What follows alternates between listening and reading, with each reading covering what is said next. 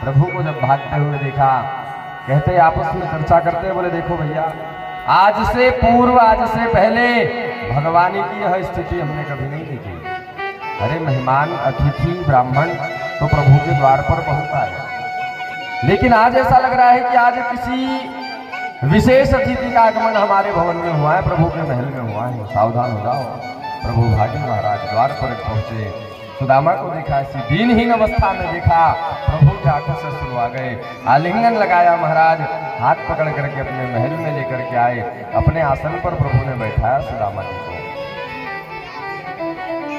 रुक्मणी मैया से कहा, बोले देवी, हमें ब्राह्मण देवता के चरण पखारने हैं, अति शीघ्र जल लेकर के आओ। भागी है मैया रुक्मणी महाराज जल लेने के लिए। दास दासिया भी महाराज, सारी सेविकाएं भी जो रुक्मणी मैया की, बोले देखो आज किसी विशेष ही ब्राह्मण का आगमन हुआ है, आज से पूर्व अनेकानेक ब्राह्मण आए। प्रभु ने माता भगवती रुक्मणी को यह आदेश दिया है, सावधान हो जाओ। आज प्रभु सुदामा जी के चरणों में बैठे, चरण दबाने लगे। जैसे ही चरण दबाते दबाते भगवान का हाथ सुदामा जी के तलवे पर पड़ा महाराज। हाथ जैसे ही सहलाया प्रभु ने, अनेक कांटे श्याम सुंदर के हाथों में गड़े।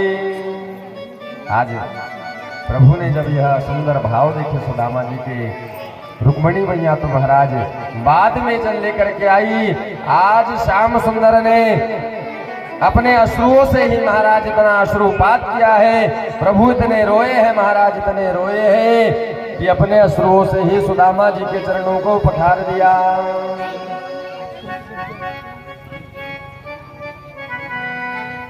पहले ही महाराज अश्रुओं से ही चरण धो दिए प्रभु ने।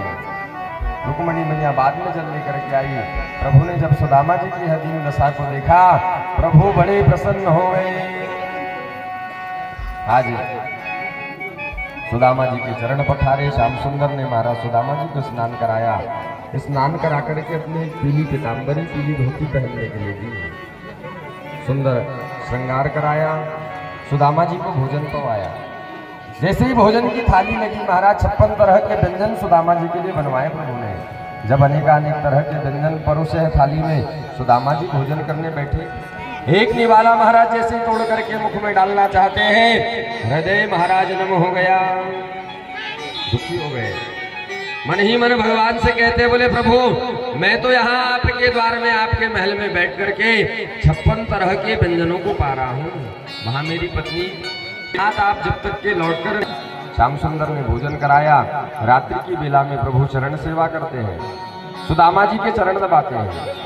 और चरण दबाते दबाते महाराज श्याम सुंदर सुदामा जी से पूछते हैं, बोले मित्र, हे सखा, अरे बचपन में तो बड़ा शर्माया करते थे, ब्याह इत्यादि किए हो कि नहीं?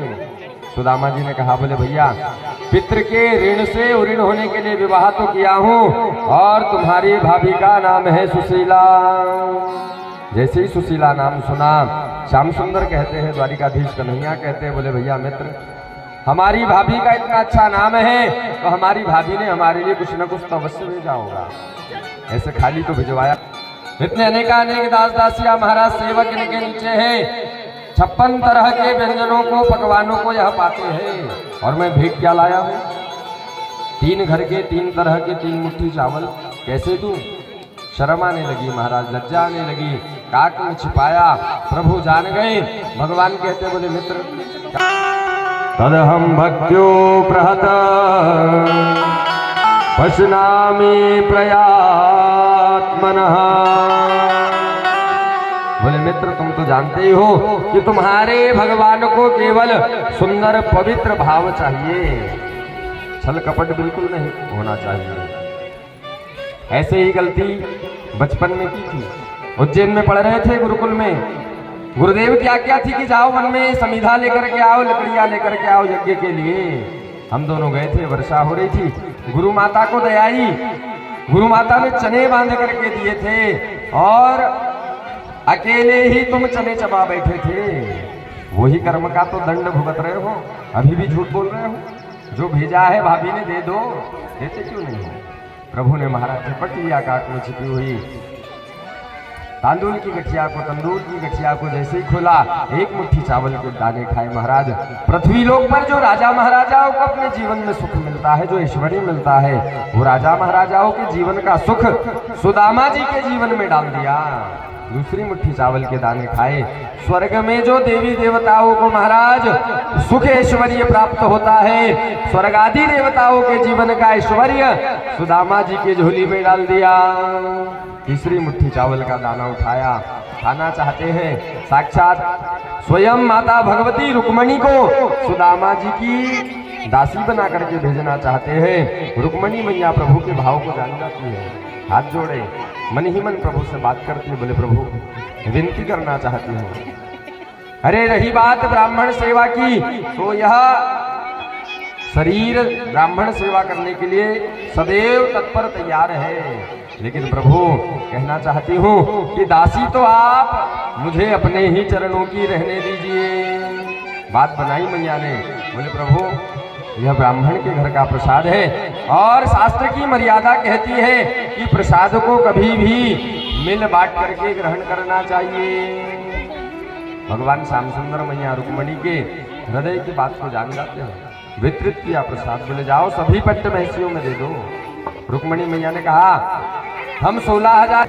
भगवान ने विश्वकर्मा जी को बुलाया, विश्वकर्मा जी को आदेश दिया, बोले जाओ विश्वकर्मा सुदामा के नगर को, जो कुटियों का नगर है, इस नगर को भवनों के स्वरूप में परिवर्तित कर दो।